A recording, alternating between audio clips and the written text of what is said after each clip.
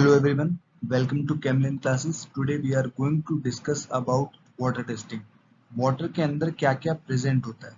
तो mainly water हमें दिखता सिर्फ लिक्विड है, पर उसमें लिक्विड के अलावा गैसेस भी प्रेजेंट होती है और उसके अंदर सॉलिड्स भी प्रेजेंट होते हैं। सॉलिड्स के अंदर उसके अंदर आयंस हो सकते हैं या फिर पार्टिकल्स हो सकते हैं, डस्ट के पार्टिकल्स हो सकते हैं। और गैसेस के अंदर उसके अंदर ऑक्सीजन गैसेस होती है, उसके अलावा नाइट्रोजन गैसेस होती है, कार्बन डाइऑक्साइड गैस होती है। तो वाटर के अंदर अभी हम सिर्फ सॉलिड्स के ऊपर फोकस कर रहे हैं कि सॉलिड्स कितने टाइप के होते हैं और उनको हम किस तरीके से सेपरेट कर सकते हैं, और उसके बाद उनको हम कैलकुलेट कर सकते हैं कि वो किस कंसंट्रेशन के अंदर वाटर के अंदर प्रेजेंट है। टोटल सॉलिड्स मींस वाटर में वाटर के अलावा जो भी कुछ इसके अंदर प्रेजेंट है वो सॉलिड, यानी उसमें चाहे वो घुला हुआ सॉलिड है या फिर उसके अंदर कोई डस्ट पार्टिकल है जो सस्पेंडेड है उसके अंदर। किसी भी टाइप के सॉलिड्स वाटर के अंदर, इसमें कोई भी सॉल्ट हो गए, कोई मेटल आयंस हो गए, जितने भी सॉलिड्स हैं वो सारे टोटल सॉलिड्स के अंदर कवर होते हैं। टोटल सॉलिड्स को हम फर्दर डिवाइड करते हैं डिसॉल्व सॉलिड्स में और अनडिसॉल्व सॉलिड्स में। नाम से ही क्लियर हो रहा है कि डिसॉल्व सॉलिड्स का मतलब वो सॉलिड जो पानी के अंदर इजीली डिसॉल्व है और हम उनको बाय नेक्ड आइज नहीं देख सकते। और अनडिसॉल्व सॉलिड्स वो सॉलिड्स होते हैं जो पानी के अंदर डिसॉल्व नहीं हो पाते, वो या तो सस्पेंडेड रहते हैं या फिर वो ऊपर फ्लोट कर रहे होते हैं। डिसॉल्व सॉलिड को हम लोग फिल्ट्रेबल रेसिड्यू भी बोलते हैं। वो रेसिड्यू जो फिल्टर में से इजीली पास आउट हो जाता है, इस वजह से हम उसको फिल्ट्रेबल रेसिड्यू बोलते हैं। उसके अलावा हम उसको टीडीएस भी बोलते हैं। टीडीएस एक काफी फेमस टर्म है, इसका मतलब टोटल डिसॉल्व सॉलिड्स होता है। किसी भी पानी की क्वालिटी अगर हम चेक करते हैं तो हम उसकी टीडीएस के बारे में जरूर बात करते हैं। अनडिसॉल्व सॉलिड्स को हम नॉन फिल्ट्रेबल रेसिड्यू भी बोलते हैं। इसका मतलब वो सॉलिड्स जो फिल्टर से पास नहीं हो पाते। उसके अलावा टीएसएस टोटल सस्पेंडेड सॉलिड, जो उस पानी में सस्पेंड कर रहे हैं या फिर उसमें फ्लोट कर रहे हैं। उसके बाद ये फर्दर दोनों सॉलिड्स डिवाइड होते हैं volatile non volatile and fix and non fix residue और ऑर्गेनिक इनऑर्गेनिक सॉलिड्स में। टोटल सॉलिड्स हम लोग कैसे निकालते हैं कि कोई भी नॉर्मली पानी को हम होमोजेनाइज मतलब उसको शेक करके उसको पार्टिकल सस्पेंडेड ना हो कोई भी उसके अंदर, वो होमोजेनाइज हो अच्छे तरीके से। उसके बाद हम उसको एवेपोरेट करा देते हैं उसमें से पानी को किसी स्टीम बाथ पर, और उसके बाद उसको हम ड्राई करते हैं ओवन के अंदर टेम्परेचर 105 या फिर 180 डिग्री सेल्सियस पे। उसके बाद जो भी इंक्रीज मास होता है उस क्रूसिबल का, वो हमारा उसका टोटल सॉलिड्स होता है। तो हम किस टाइप के क्रूसिबल यूज कर सकते हैं, तो हम उसमें सिलिका क्रूसिबल यूज कर सकते हैं, हम उसमें बीकर यूज कर सकते हैं, या फिर हम उसके लिए एक प्लेटिनम क्रूसिबल यूज कर सकते हैं।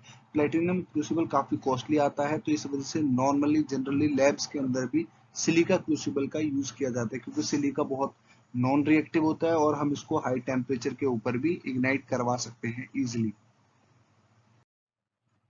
टोटल सॉलिड्स, हम पानी के अंदर टोटल सॉलिड्स को किस तरीके से कैलकुलेट कर सकते हैं, तो ये मैंने ऊपर इसका प्रिंसिपल लिखा है। हमने पूरा रेफरेंस जो इसका लिया है वो इंडियन स्टैंडर्ड से लिया है। तो ये क्या कहता है कि sample is evaporated in a wet dish on a steam bath and is dried to a constant mass in an oven at 104 or 180 degree Celsius.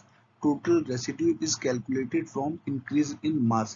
तो सिंपली सबसे पहले हमें कोई सैंपल सिलेक्ट करना है, सैंपल का वॉल्यूम सिलेक्ट करना है, फिर हमें उसको किसी पहले से वजन की हुई डिश के अंदर डाल के पहले उसको हमें इवेपोरेट करवाना है उसके पानी को। उसके बाद फिर हमें ड्राई करना है ओवन में, फिर हमें सिंपल उसका वजन कर लेना है। तो इसमें कौन से स्टेप स्टार्टिंग से इन्वॉल्व हैं, सबसे पहले होता है क्लीनिंग ऑफ द डिश। तो जो भी हमने क्रूसिबल सिलेक्ट किया या बीकर जो भी हमने सिलेक्ट किया उसको हमें अच्छे से क्लीन करना है, और उसके बाद हमें उसे ड्राई करना है 180 डिग्री सेल्सियस पर 1 घंटे के लिए, ताकि वो किसी भी तरह का हाइग्रोस्कोपिक नेचर उसका ना रहे। उसके बाद हम उसे कूल करेंगे डेजिकेटर के अंदर, और उसके बाद उसका वजन करेंगे जो कि हमारा इनिशियल वेट होगा। इसको हम कैलकुलेशन के अंदर भी यूज करेंगे, कैसे वो हम आगे देखेंगे। उसके बाद हम सैंपल को पिपेट करेंगे। अगर सैंपल बहुत ज़्यादा डेंस होता है, उसमें ज़्यादा ही सस्पेंडेड सॉलिड्स है और हम उसको पिपेट नहीं कर सकते, तो हम मेजरिंग सिलेंडर का भी यूज़ कर सकते हैं। उसके बाद हम मेजर्ड सैंपल को हम इवेपोरेटिंग डिश के अंदर डालेंगे। अगर सैंपल बहुत ज़्यादा डेंस है तो हमें उस हिसाब से उसका वॉल्यूम कम लेना है, और अगर सैंपल थोड़ा लाइट है तो फिर हम ज़्यादा वॉल्यूम भी ले सकते हैं। फिर उसके बाद हम उस डिश को प्लेस कर देंगे वाटर बाथ पे 98 डिग्री सेल्सियस पर।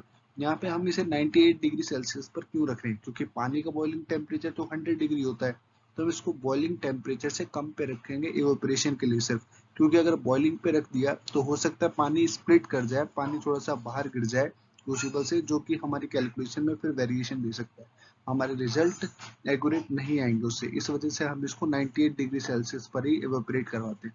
उसके बाद जब पूरा पानी एवेपोरेट हो जाता है उस डिश में से, उसके बाद हम उसे ट्रांसफर कर देते हैं ओवन के अंदर। ओवन के अंदर हम जनरली टोटल सॉलिड्स दो टेम्परेचर पर निकाल सकते हैं, 104 डिग्री सेल्सियस पर या फिर 180 डिग्री सेल्सियस। जनरली लैब में रिजल्ट्स हम ज़्यादातर 104 डिग्री पर ही देते हैं।